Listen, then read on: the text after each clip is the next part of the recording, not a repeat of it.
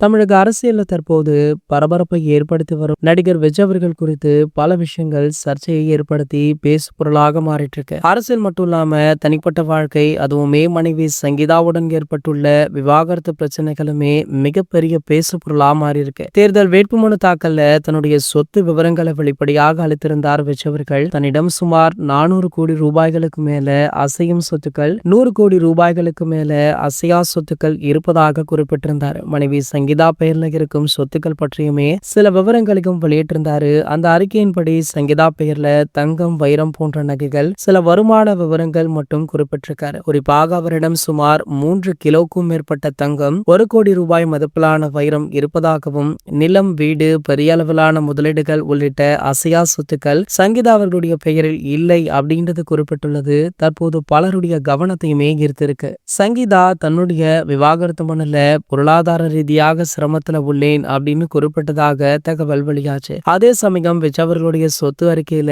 மனைவி பெயர்ல பெரிய அளவிலான சொத்துக்கள் இல்ல அப்படின்றதுமே தெரிய வந்தது. அப்படின்னா விஜய் அவர்கள் உண்மையிலேயே குடும்பத்திற்காக சொத்துக்கள் வாங்கவில்லை என்று பலருமே குற்றம் சாட்டிட்டு இருக்காங்க. மேலும் பாத்தீங்கன்னா சங்கீதா அவர்கள் கூடிய விரைவிலேயே செய்தியாளர்களையுமே சந்திக்க இருக்காங்களா. மேலும் விஜய் அவர்கள் குறிப்பிட்டுள்ள சொத்து விவரங்கள் போலியானது அப்படின்றத பேச இருக்காங்களா. சோ இந்த விஷயம் எங்க போய் முடிய போகுது அப்படின்றது தெரியல. கூடிய விரைவிலேயே இதனை பற்றி அடுத்தடுத்த தகவல்களுமே வெளியாக இருக்கு. இது போன்ற செய்திகளை பத்தி நீங்க உடனே தெரிஞ்சுக்க நம்மளுடைய சேனலை மறக்காம சப்ஸ்கிரைப் பண்ணிக்கோங்க.